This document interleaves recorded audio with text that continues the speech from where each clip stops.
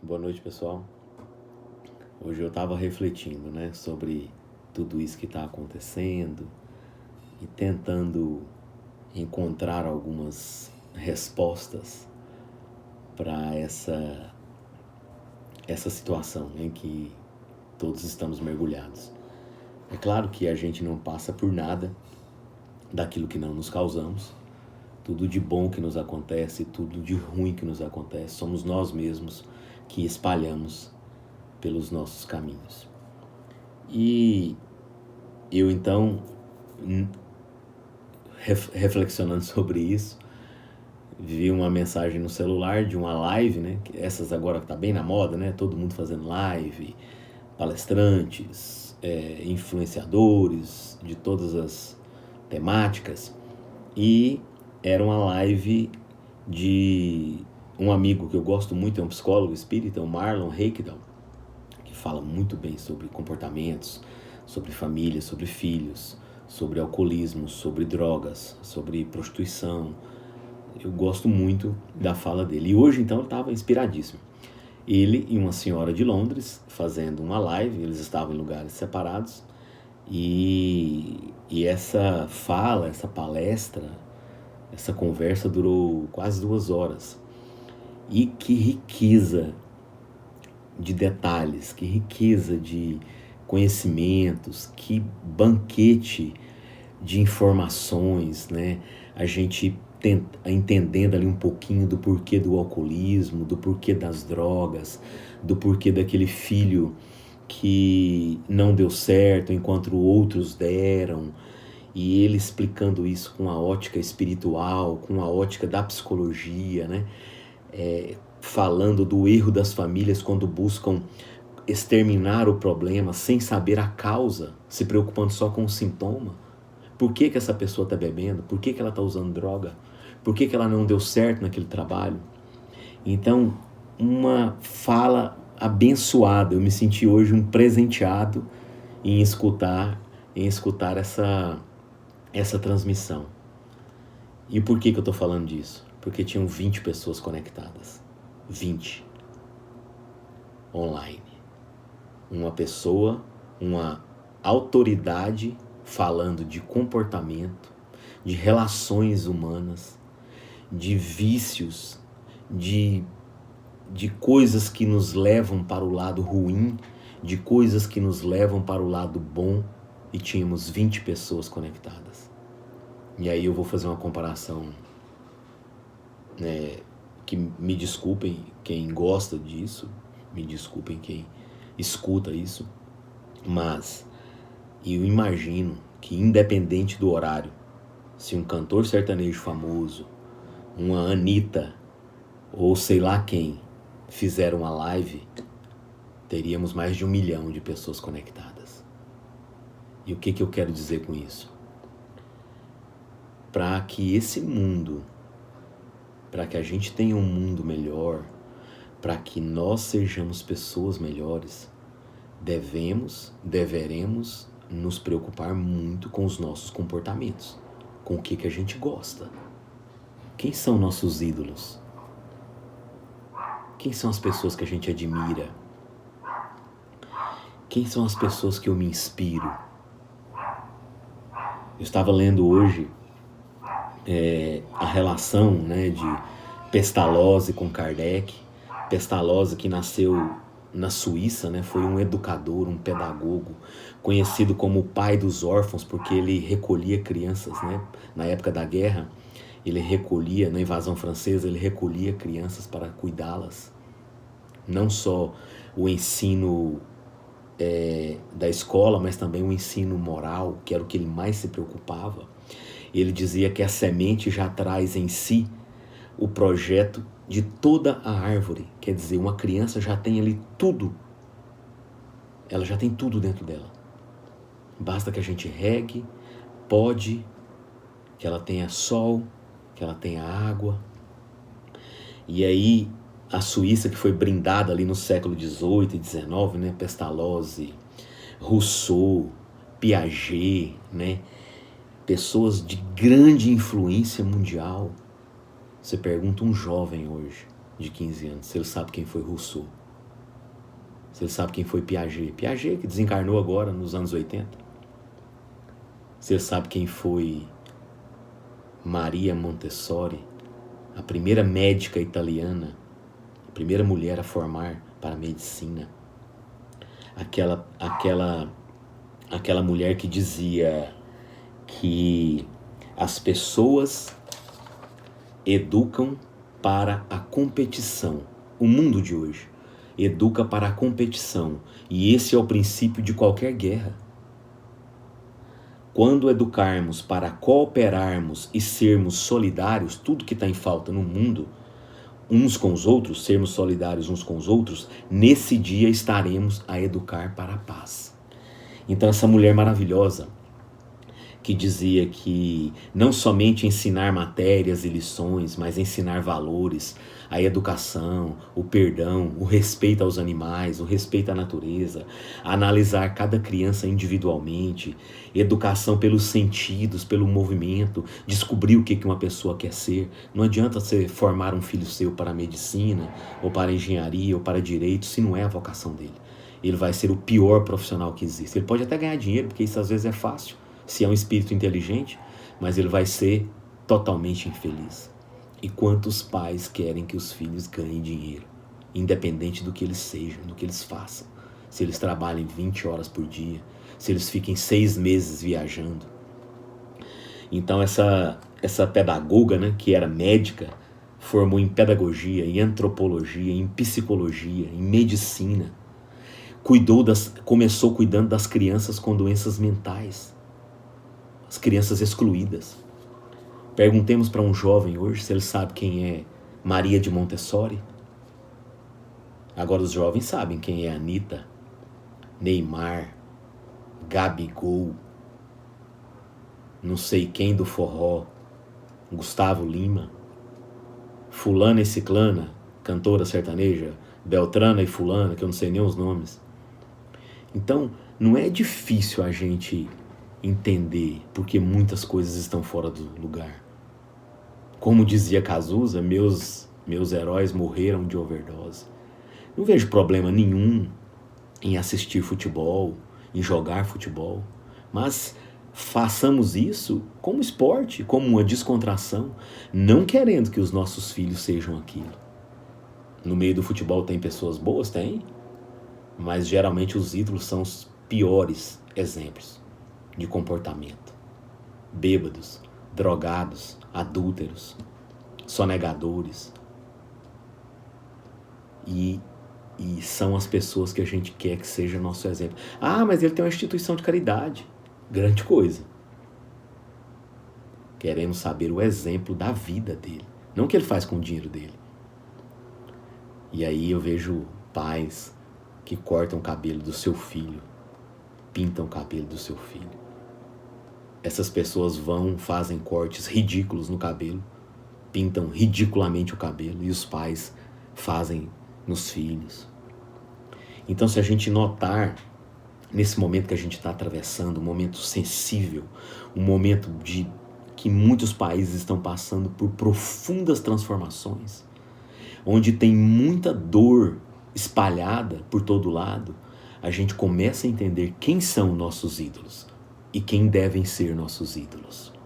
Porque se nós continuarmos a idolatrar jogadores de futebol, cantores, artistas, políticos que se trabalham, não fazem mais do que a sua obrigação, como nós.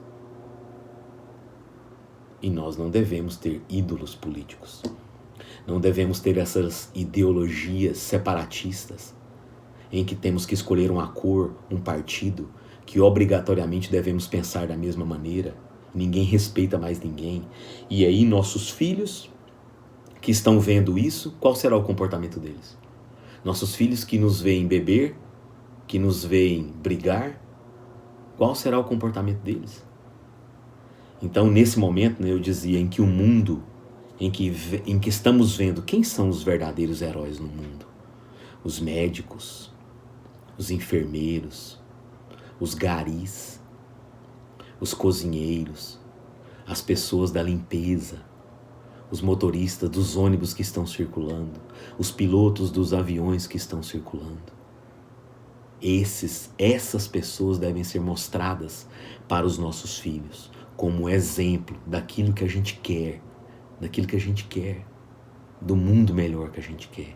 Não podemos continuar tendo ídolos de poeira, ídolos de pó, pessoas que surgem numa fama repentina e se vão na mesma velocidade e não deixam legado nenhum. Lembremos então dessas figuras que tanto influenciaram na educação de hoje: Pestalozzi, Montessori, Piaget, Rousseau, o próprio Allan Kardec, que teve a oportunidade de estudar em Yverdon, na Suíça, com Pestalozzi, até substituiu Pestalozzi em algumas viagens, era um menino ainda. Imagina a capacidade desse espírito, desse homem, Allan Kardec, e que toda a sua, mesmo a codificação traz traços de educação, de comportamento, por mais que é uma obra dos espíritos, mas em todos os seus comentários a gente vê o traço da educação, o traço do comportamento, do homem de bem, sempre preocupado com o homem de bem, que a educação formasse homens de bem, não homens de ciência somente. Então, eu começo a entender que para termos um mundo melhor, é preciso que a gente então comece a mudar o nosso foco, mudar as coisas que a gente gosta. Passemos então a ter esses comportamentos que queremos que os nossos filhos tenham. Senão, passaremos por uma pandemia e qual será o que essa pandemia vai trazer para a gente? Ela vai trazer muita coisa boa. Por mais que choremos, por mais que enterremos pessoas, ela vai trazer muita coisa boa. E nesses momentos em que ficamos com os nervos à flor da pele, com a sensibilidade aguçada, é o momento da gente começar a pensar nisso. O que eu devo deixar de lado e o que eu devo começar a olhar de forma diferente? E principalmente o Evangelho. No Livro dos Espíritos, eu separei aqui 2 ou 3 questões, mas são rápidas. Na questão 875, da Lei de Justiça, Amor e Caridade, que está no capítulo 11 do livro 3º, Kardec pergunta: como se pode definir a justiça? E os Espíritos nos dizem: a justiça consiste no respeito aos direitos de cada um. Como assim? A justiça consiste no respeito aos direitos de cada um. E aí, ele depois diz o que determina esses direitos, que são as leis humanas e a lei natural, que é a lei divina. Mas na 876 a gente vai entender um pouquinho melhor. A justiça consiste no respeito aos direitos de cada um.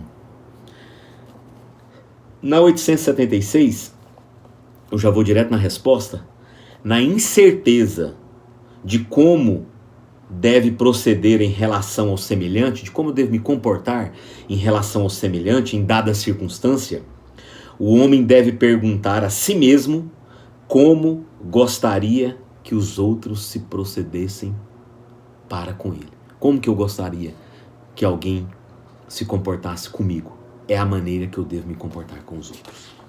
E assim a gente vai tendo uma noção do que é justo, do que é injusto, porque aí eu penso, eu não gostaria que faltasse água na minha casa, mas também não gostaria que faltasse água na casa de ninguém. E aí o que eu posso fazer para isso?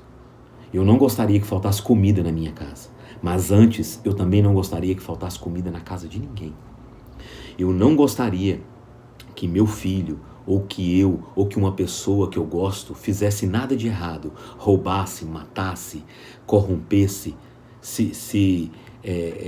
fosse um político desonesto, mas eu também não queria que o filho de outro, e que nem um amigo meu ou um desconhecido também o fosse. E aí a gente vai entendendo que justiça só é justiça se for para o mundo todo, não tem justiça só para um. E aí a gente entende também que injustiça é algo que a gente pode olhar de uma ótica diferente. Emmanuel, né, nos diz que na Terra existe ainda muita injustiça por conta da nossa infância espiritual, mas que não existe nenhum injustiçado. Tudo que passamos tem uma causa, no presente ou no passado. Então, a justiça consiste no respeito aos direitos de cada um. Então, se alguém passa fome, se alguém está privado de remédios, de educação, de um mínimo de alimentação, então essa justiça não está sendo justa. Na questão 917, que a gente já até falou sobre ela, qual é o meio de se destruir o egoísmo? E os espíritos dizem, o egoísmo se enfraquecerá, se diminuirá, com a predominância, com o crescimento da vida moral, que são os valores do bem, sobre a vida material, que é essa vida fútil de prazeres que a gente busca. E aí lá embaixo, num comentário de Kardec, contudo, ela só se obterá se o mal, porque isso também não é fácil do dia para a noite, não basta eu falar aqui e você tentar fazer amanhã, não. Kardec sabe aqui do prazo, do tempo que a gente precisa.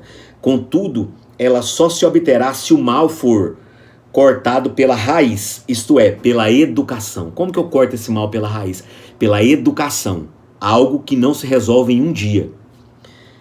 Não por essa educação que tende a fazer somente homens instruídos, mas pela educação que tende a fazer homens de bem. Homens de bem. Como assim? O que é um homem de bem? Aquele que quer para ele o que ele quer para os outros. Aquele que quando ele tiver alguma dúvida no que fazer para alguém, ele pensa o que eu gostaria que essa pessoa fizesse para mim, ou o que eu não gostaria. Esse é o homem de bem. Esse é o homem de bem. E aí sim, quando alguém, não só o Marlon, não só o Padre Fábio, não só o Divaldo, mas quando qualquer um desses nossos amigos que influenciam valores na família, que influenciam coisas boas na família, quando eles estiverem falando, mas eu não sabia que estava tendo essa palestra. Eu também não sei que dia que vai ter show da Anitta, e tem muita gente que sabe que dia vai ser a live dela. Eu não sei. Eu sei das coisas que eu acho que são boas para mim. E aí sim, quando essas pessoas forem falar de família, de espiritualidade, sobre os nossos dramas, sobre os nossos sofrimentos, não teremos mais 20 pessoas conectadas. Teremos 20 mil, 200 mil, porque estaremos interessados em valores para nossas famílias, em coisas boas para as nossas famílias. Aí sim, estaremos nos transformando e ajudando na transformação do mundo. No capítulo 11 do Evangelho de Mateus, versículo 25, tem um pouquinho a ver com o que a gente está conversando. Naquele tempo, respondendo, Jesus disse: graças te dou, ó Pai, Senhor do céu e da terra, que ocultaste estas coisas aos sábios e aos instruídos, e as revelastes aos pequeninos.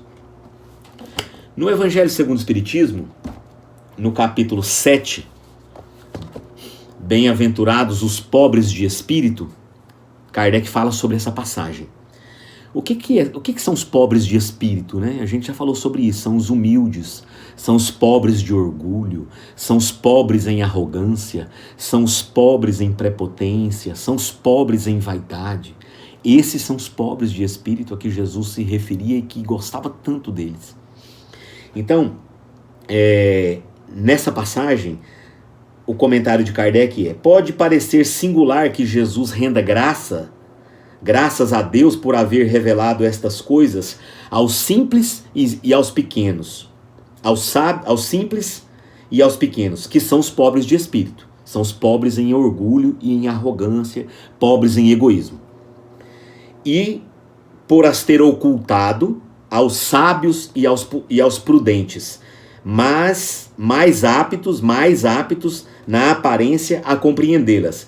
É que se deve entender pelos primeiros, os simples e os pequenos, os humildes, e aos segundos, os orgulhosos. Deus não quer abrir os olhos deles à força. Deus não vai obrigar ninguém ninguém a acreditar. Não vai se materializar Jesus na sua frente, aparecer na sua frente, para dizer que está tudo bem, que está tudo sob controle, que tudo isso vai passar, que tudo isso é para o nosso bem. Você vai ter que exercer a sua fé. Ele não vai aparecer para você. E aí, né, essa pergunta, né? Kardec faz até uma pergunta aqui. Perguntar-se-á: Deus não poderia tocá-los pessoalmente, né? Os sábios e os doutos, né? Os sábios e os prudentes, que são os arrogantes, que são aquelas pessoas de ciência que não acreditam em Deus, porque Deus não tem como provar por uma conta matemática. Deus tem como provar em tudo aquilo que não é criação do homem. Quem criou a mangueira? O pé de manga? O pássaro? A água? Ah, isso é fruto do Big Bang. Bela explicação. Muito boa explicação. Porque nascemos ricos e pobres, saudáveis e doentes, sem entendermos uma lei de reencarnação, que é a lei mais justa de tudo, e recebemos segundo aquilo que damos, voltamos para o planeta com tudo aquilo que plantamos. E aí, Kardec pergunta: Deus não poderia tocá-los pessoalmente por meio de sinais incorruptíveis, retumbantes, diante dos quais se inclinassem os incrédulos mais endurecidos? Sem dúvida que o poderia, mas nesse caso, onde estaria o nosso mérito? Ontem nós falamos sobre isso. Ninguém vai fazer a parte que nos toca na obra divina. Ninguém segura a evolução do planeta, nem a nossa evolução, nada. Não adianta a gente fazer birra, puxar o nosso freio de mão, que a gente vai evoluir, o planeta vai evoluir, só que ninguém vai fazer a nossa parte. Aqui não é espiritualmente não é aquela casa que a mamãe faz tudo. Vai lá no seu quarto, arruma, pega as coisas que você joga no chão. Espiritualmente, quem suja, limpa. E mais, o compromisso que temos com a obra divina, ninguém vai fazer por nós. Sem dúvida que o poderia, claro que Deus poderia, mas nesse caso, onde estaria o mérito deles? E ademais, para que serviria isso? Não se vêem todos os dias criaturas que recusam a evidência, chegando até mesmo a dizer: ainda que eu visse, eu não acreditaria. Porque sei que é impossível. Arrogância, prepotência, sábio, prudente, no bom sentido da palavra. Se esses se recusam a reconhecer a verdade, é porque o seu espírito ainda não está maduro para compreendê-la, nem o coração para senti-la. O orgulho é a venda que lhes obscurece a visão. De que vale apresentar a luz para um cego? É preciso, pois, que se cure antes a causa do mal. Então, meus amigos, façamos essa reflexão de quem são os nossos ídolos, quem são as pessoas que nos fascinam, para que a gente comece a... mas eu gosto do Neymar jogando bola. Não, tudo bem, mas que ele não seja o seu fruto de aspiração, que ele não seja aquilo que você quer para os seus filhos. Eu gosto da música do cantor sertanejo. Não, tudo bem, mas que você não queira que seu filho seja aquela pessoa que bebe, que fala palavrões, que se comporta mal. Nós temos muitos exemplos bons para que nossos filhos se inspirem nele. Mas peguemos o maior deles que foi Jesus. Essa figura divina, esse exemplo maravilhoso, que só nos deixou coisas boas, incorruptível, com a sua imagem intocável, puro. Então por que a gente está pegando sombras como exemplo? Vamos pegar a figura maior. Na questão 625 do Livro dos Espíritos, quando Kardec pergunta qual o tipo mais perfeito que pode nos servir de modelo e guia. E os Espíritos, numa das respostas mais curtas das 1019 perguntas, dizem: Jesus. Se tivessem outros, ele teria nos dito. Eu vou encerrar com a leitura do livro Pão Nosso, com um capítulo. O capítulo é o de número 41. Nós que estamos caminhando para o futuro, para a evolução, onde transformaremos nossos vícios em condutas morais mais apuradas, onde compartilharemos, onde seremos mais caridosos, mais humanos, onde a dor do nosso irmão da Itália não me dá o direito de fazer uma festa no Brasil, onde ainda o vírus não entrou com força, e Deus queira que não entre, onde pensaremos de maneira em que somos todos interligados. E a mensagem se chama No Futuro. Capítulo 41. Emmanuel, como sempre, traz uma passagem, né? Aqui ele traz o versículo 8, o capítulo 8, versículo 11 da carta de Paulo aos Hebreus. E não mais ensinará cada um a seu próximo, nem cada um a seu irmão, dizendo: conhece o Senhor, porque todos me conhecerão, desde o menor deles até o maior. Quando o homem gravar na própria alma os parágrafos luminosos da divina lei, o companheiro não repreenderá o companheiro, o irmão não mais denunciará outro irmão, o cárcere cerrará suas portas, a prisão. Os tribunais ficarão em silêncio, canhões serão convertidos em arados, homens de armas voltarão à sementeira do solo, o ódio será expulso do planeta, as baionetas cairão, as máquinas não vomitarão chamas para o incêndio e para a morte, mas cuidarão pacientemente do progresso planetário. A justiça será ultrapassada pelo amor. Os filhos da fé não somente serão justos, mas bons, profundamente bons. Não seremos mais somente aquela pessoa que não faz o mal, mas faremos o bem no limite das nossas forças. Seremos bons, profundamente bons, estendendo essa bondade para fora de nossas casas, não só aos nossos.